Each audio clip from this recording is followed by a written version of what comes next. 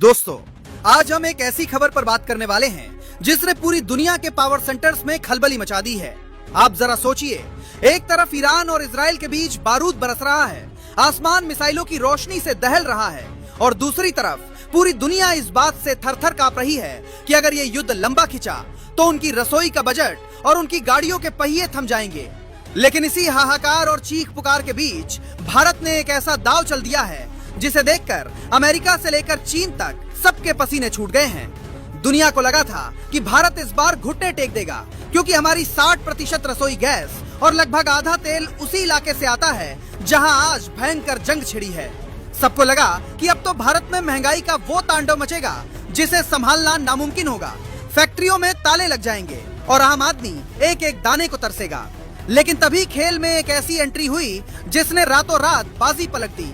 ये एंट्री है दक्षिण अमेरिका के उस देश की जिसे हम अर्जेंटीना के नाम से जानते हैं। अर्जेंटीना ने भारत के लिए अपने खजाने के दरवाजे कुछ इस तरह खोले हैं कि अब खाड़ी देशों की दादागिरी और युद्ध का डर दोनों ही मिट्टी में मिल चुके हैं। आज की इस वीडियो में हम उसी इनसाइड स्टोरी को विस्तार से समझेंगे जिसे जानकर आपका सीना गर्व से चौड़ा हो जाएगा कि कैसे भारत ने दुनिया की आंखों में धूल झोंककर अपना प्लान बी पहले ही तैयार कर लिया था। सबसे पहले तो आप ये गहराई से समझिए कि आखिर ये पूरा मामला इतना संवेदनशील क्यों है और क्यों पूरी दुनिया की नजरें भारत पर टिकी थी। पिछले 27 दिनों से ईरान और उसके पड़ोसी देशों के बीच जो खूनी खेल चल रहा है उसने ग्लोबल सप्लाई चेन की कमर पूरी तरह से तोड़ दी है। समंदर के वो रास्ते जिन्हें दुनिया की जीवन रेखा कहा जाता है, अब वहाँ से मालवाहक जहाजों का गुजरना अपनी मौत को दावत देने जैसा हो गया है। भारत के लिए ये स्थिति किसी भयावह डरावने सपने से कम नहीं थी, क्योंकि हमारे पास तेल और गैस का जो इमरजेंसी बैकअप था वो धीरे धीरे खत्म होने की कगार पर पहुंच रहा था। कतर, यूएई और सऊदी अरब जैसे देशों से आने वाले गैस के टैंकर और तेल के जहाज बीच रास्ते में फंसे हुए थे। दुनिया के बड़े बड़े अर्थशास्त्री और एक्सपर्ट्स टीवी स्टूडियो में बैठकर ये भविष्यवाणी कर रहे थे कि अब भारत की अर्थव्यवस्था डूबने वाली है। चीन तो दूर बैठकर हाथ मर रहा था कि कब भारत कमजोर पड़े, कब वहाँ ऊर्जा का संकट खड़ा हो और वो अपनी कोई गंदी चाल चले। लेकिन भारत की कूटनीति इस बार उस ऊंचे लेवल पर खेल रही थी जिसकी कल्पना भी इन विकसित देशों ने नहीं की थी। हमें बहुत अच्छे से पता था कि अगर हम अपनी सारी जरूरतें सिर्फ एक ही इलाके पर निर्भर रखेंगे तो संकट के समय हमारे पास कोई रास्ता नहीं बचेगा। इसीलिए प्रधानमंत्री मोदी और उनकी पूरी कूटनीतिक टीम ने बहुत पहले ही चुपचाप अपनी नजरें 7 समंदर पार उस देश की तरफ घुमा ली थी जो भले ही भौगोलिक रूप से हमसे हजारों मील दूर है, लेकिन जिसके पास गैस का ऐसा महासागर छुपा है जो आने वाले कई दशकों तक भारत की हर छोटी बड़ी ऊर्जा जरूरत को पूरा करने की ताकत रखता है। ये भारत का वो नहले पर दहला था जिसने वॉशिंगटन में बैठे लोगों को ये सोचने पर मजबूर कर दिया कि आखिर भारत ने इतनी बड़ी और ऐतिहासिक डील पूरी दुनिया की नजरों से बचाकर कैसे और कब फाइनल कर ली। जब पूरी दुनिया टीवी और सोशल मीडिया पर जंग की लाइव फुटेज देखने में मशगूल थी, तभी दिल्ली के सत्ता के गलियारों में एक ऐसा धमाका हुआ जिसने वॉशिंगटन से लेकर बीजिंग और तेहरान तक भूचाल ला दिया। अर्जेंटीना के राजदूत मारियानो अगस्टिन कोसिनो ने एक ऐसा आधिकारिक बयान दिया जिसने ग्लोबल एनर्जी मार्केट के सारे पुराने समीकरणों को एक झटके में बदल कर रख दिया।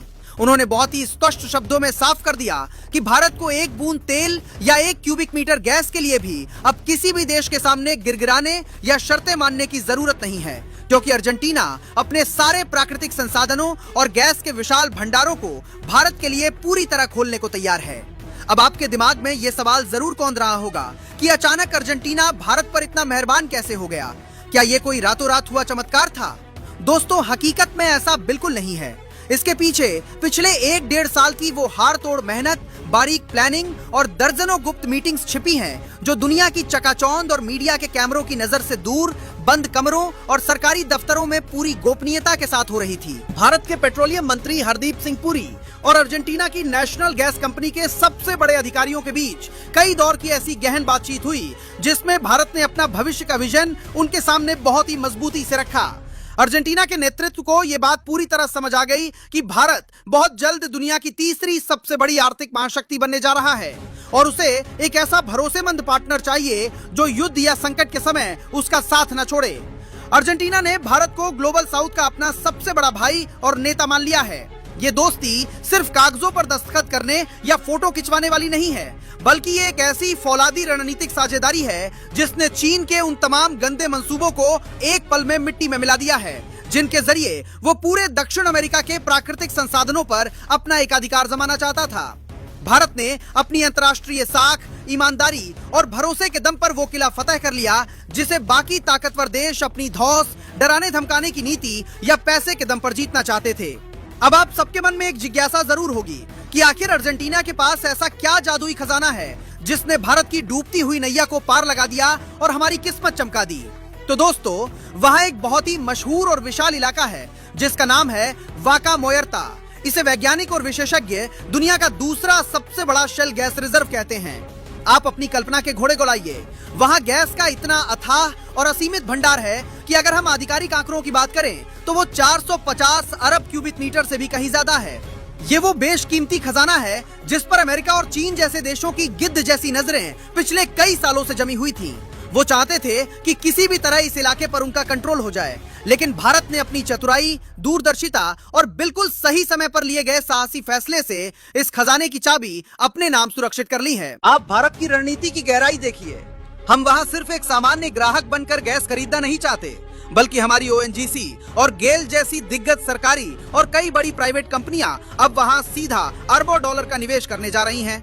इसका सीधा और सरल मतलब यह है कि अब हम गैस के लिए किसी और की दुकान पर लाइन में लगकर उनकी मनमानी नहीं सहेंगे, बल्कि अर्जेंटीना की धरती पर हमारा अपना इंफ्रास्ट्रक्चर होगा, हमारी अपनी मशीनें काम करेंगी और वहां की जमीन से निकलने वाली गैस पर पहला हक भारत का होगा।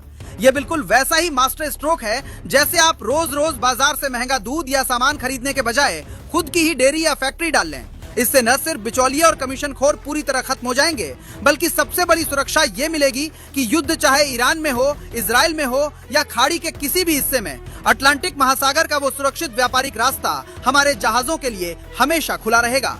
ये भारत का वो प्लान भी है जिसे देखकर जो बाइडेन की सरकार और उनके रणनीतिकार भी सन्न रह गए हैं कि आखिर भारत ने अपनी ऊर्जा निर्भरता इतनी खामोशी और इतनी तेजी से मिडिल ईस्ट से हटाकर दक्षिण अमेरिका की तरफ कैसे शिफ्ट कर ली।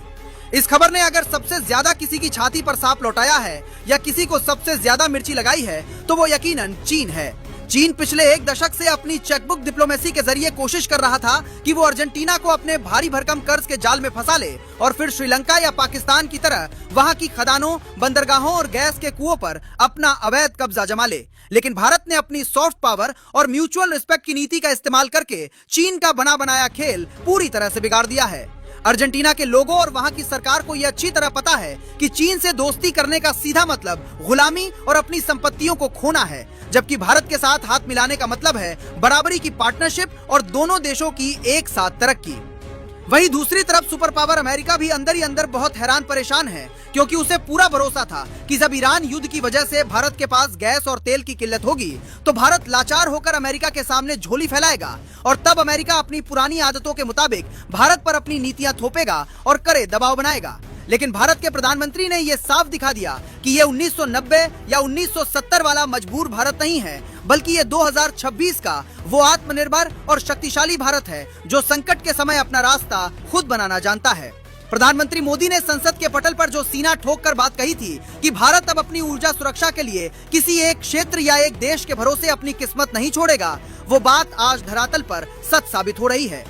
भारत अब दुनिया के 40 से भी ज्यादा देशों के साथ मिलकर एक ऐसा अभेद्य एनर्जी कॉरिडोर तैयार कर चुका है जिसे दुनिया की कोई भी बड़ी से बड़ी ताकत ब्लॉक नहीं कर सकती। यह हमारी असली आर्थिक आजादी का शंखनाद है, क्योंकि अब हमारी रसोई का चूल्हा किसी सुल्तान के मूड या किसी तानाशाह की सनक पर निर्भर नहीं करेगा। लेकिन दोस्तों, हमें यह भी समझना होगा कि क्या यह सफर इतना आसान और मखमली होने वाला है? इसका जवाब है बिल्कुल नहीं। अर्जेंटीना से भारत की भौगोलिक दूरी बहुत ज्यादा है और वहां से हजारों किलोमीटर दूर गैस लाना अपने आप में एक बहुत बड़ी इंजीनियरिंग और लॉजिस्टिक चुनौती है। इसके लिए हमें कई महासागरों के रास्ते तय करने होंगे, जिसके लिए बेहद आधुनिक और विशाल एलएनजी जहाजों की एक पूरी फौज और भारत के बंदरगाहों पर खास किस्म के रिगासिफिकेशन टर्मिनल्स की जरूरत पड़ेगी। लेकिन भारत की तैयारी देखिए। हम इस चुनौती से घबराए नहीं, बल्कि हमने इसे युद्ध स्तर पर स्वीकार किया है। हमारी कंपनियां अब इस सेक्टर में वो निवेश कर रही हैं जो आने वाले समय में दुनिया के लिए एक केस स्टडी बनेगा। अर्जेंटीना ने हमें सिर्फ गैस का ही ऑफर नहीं दिया है, बल्कि उसने लिथियम, जो भविष्य की बैटरियों के लिए सबसे जरूरी है, और खेतीबाड़ी से जुड़े जरूरी सामानों के लिए भी भारत को अपना सबसे बड़ा और विश्वसनीय पार्टनर घोषित किया है। इसका मतलब यह हुआ कि हमारी इलेक्ट्रिक कारों की बैटरी से लेकर हमारे देश की करोड़ों थालियों के अनाज तक हर एक चीज की सुरक्षा की गारंटी अब पक्की हो चुकी है। ये उन पश्चिमी आलोचकों के मुंह पर एक बहुत बड़ा और करारा तमाचा है, जो हर मंच पर यह चिल्ला रहे थे कि भारत की न्यूट्रल रहने की नीति उसे पूरी दुनिया में अकेला कर देगी। आज हकीकत सबके सामने है।